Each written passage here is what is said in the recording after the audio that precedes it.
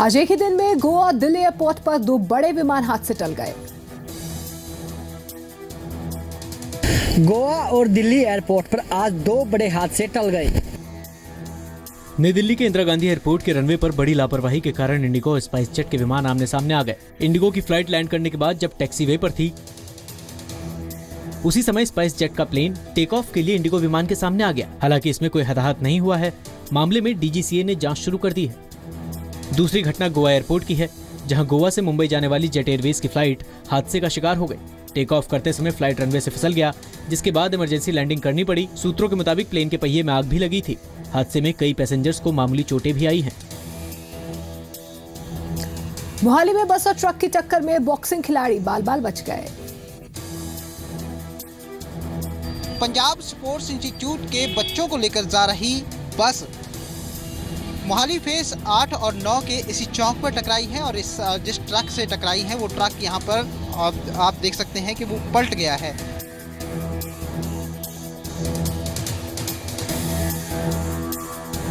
जमीन पर बिखरा कांच, बस की टूटी खिड़कियां, सड़क पर पलटा ये ट्रक और ये खून के धब्बे ये बताने के लिए काफी हैं कि बस और ट्रक के बीच टक्कर कितनी जोरदार थी। बस की इन तस्वीरों को देखिए, खिड़कियां ही नहीं बल्कि अंदर से भी बस को भारी नुकसान पहुंचा है। हादसे की ये तस्वीरें पंजाब के मोहाली की हैं, जहां मंगलवार सुबह बस और ट्रक के बीच भिड़ंत हो गई। हादसा उस वक्त हुआ जब खिलाड़ियों को लेकर इंस्टीट्यूट की तरफ जा रही बस अचानक मोहाली फेज 8 और 9 के चौक पर एक ट्रक से टकरा गई। गनीमत ये रही कि बॉक्सिंग खिलाड़ी और कोच बाल बाल बच गए। तरनतारन के किसानों को अपनी फसलों का सही मूल्य नहीं मिल रहा। तरनतारन के किसान अपनी फसल की कम कीमत मिलने से परेशान हैं। तरनतारन और आसपास के इलाकों के किसान परेशान। वो आलू मटर की खेती कर चुके हैं, पर हर घर की आम इस्तेमाल होने वाली सब्जी का सही दाम उन्हें नहीं मिल रहा है। व्यापारी नोटबंदी का हवाला देकर आलू मटर के सस्ते दाम लगा रहे हैं, जिससे किसान को मुनाफे की बात तो दूर, लागत भी पूरी नहीं हो रही है। और इस बेल्ट के 70% किसान आलू और मटर की खेती कर चुके हैं। अब किसान प्रशासन से मांग कर रहे हैं कि वो उनकी मदद करे, ताकि वो खुदकुशी के लिए मजबूर ना हो सके।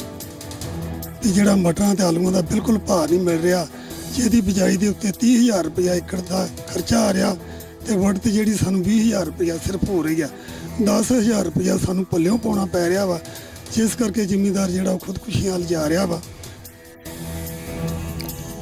श्री गुरु गोविंद सिंह जी के 350वें प्रकाश पर्व के मौके पर प्रधानमंत्री नरेंद्र मोदी 5 जनवरी को पटना जाएंगे, जहां वे 2 घंटे 40 मिनट तक रुकेंगे। पटना साहिब में श्री गुरु गोविंद सिंह जी के 350वें प्रकाश उत्सव के लिए देश विदेश से श्रद्धालुओं का पहुंचना शुरू हो गया है। वाहिगुरु जी का खालसा, वाहिगुरु जी की फतेह। ये तस्वीरें बिहार की राजधानी पटना की हैं। सिखों के 10वें गुरु गुरु गोविंद सिंह जी की जन्मस्थली पटना साहिब में 350वें प्रकाश उत्सव को लेकर पंजाब समेत देश विदेश से आ रहे श्रद्धालुओं के लिए ऐतिहासिक और पौराणिक शहर पाटलिपुत्र आज मिनी पंजाब जैसा बन चुका है। तख्त श्री पटना साहिब में 5 जनवरी को गुरु गोविंद सिंह जी का 350वां प्रकाश पर्व बड़ी ही धूमधाम से मनाया जाएगा। लिहाजा सिख संगत का पटना पहुंचने का सिलसिला जारी है।